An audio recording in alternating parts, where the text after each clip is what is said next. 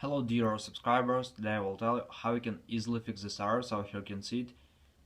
Your account has been disabled for violation our terms. Learn how you may be able to restore your account. So you need to know that if you tap on learn more, you just need to verify your identity. So if it's your private account, you will recover it, but if not, just make another account, because it really takes a lot of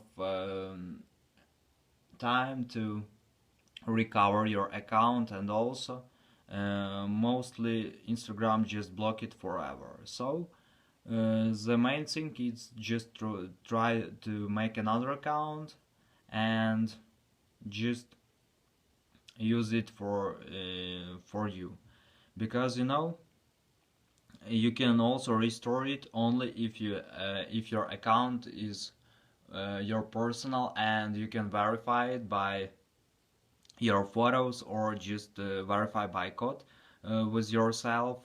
So this is the way how you can also fix it. So thanks for watching, have a nice day, subscribe to my channel, click like, and goodbye.